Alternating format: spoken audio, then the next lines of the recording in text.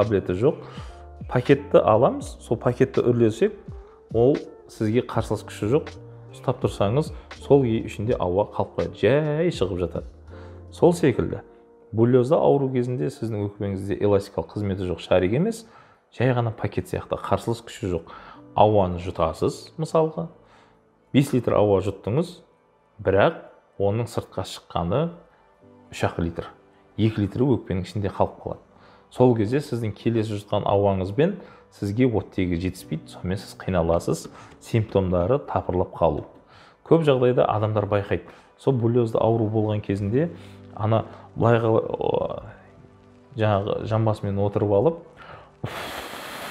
деп аузын түйіп, жай желді ысқырып шығарған кезде демалысы шыға бастайды. Өйткені біз кеудені қысып, сол ауаны шығарып жатамыз. Бұл рефлекторды түрде пайда болады. Ал егер біз әрдайым сөйтіп үйреніп алатын болсақ, деп жеңіл болады, бірақ өзінің шегі бар.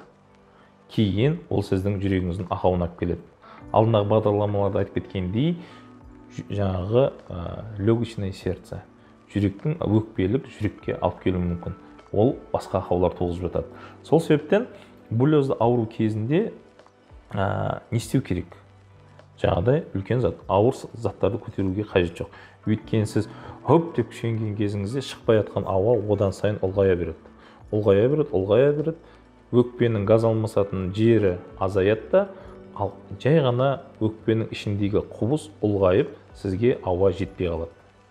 Бұл ауа жетпей қалғанда не болады? Өкпе тесіліп те кетуі мүмкін. Нақа болмаса, сол жиналған ауа ішіңізде әр шықпайды, бер шықпайды. Сонымен ол сіздің жүрегіңізді қысады, ол сіздің қолқаңызды қысады, өңешіңізді қысады, тіпті тамақ ішудің өзі қиындалып қалады. Сол себептен бұның қауіп қатерлері қандай? Қауіп қатерлері енді жүрекке қысқан соң, әрине ол жүректің жедел ауруларына алып келуі мүмкін. Нақа болмаса, жарылып кетуі мүмкін. Жарылып кететін болса, ол пневмоторакс дейді. Пневмоторакс жайлы келесі бағдарламаларда айтып түсіндіріп кетемін. Сонда буллезда ауру өте үлкен ақаулардың бірі. Көп жағдайда үлкен кісілерде болып жатады, жастарда да болып жатады. Бұны егер де көлемі ұлғайып кеткен болатын болса, оны сіз қанша кеудеңізді қыссаңыз да шықпайды.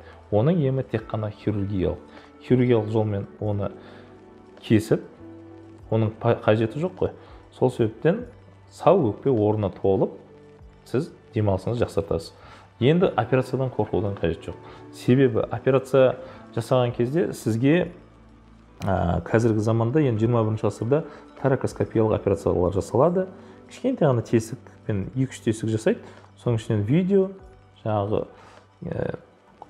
құрал саймандарды енгізіп, сөйтіп қана жасайды. Операция көп уақыт алмайды, сіздің де жаныңыз қиналмайды, операциядан тез шығып, жарақаттанбайды, ауырмайды.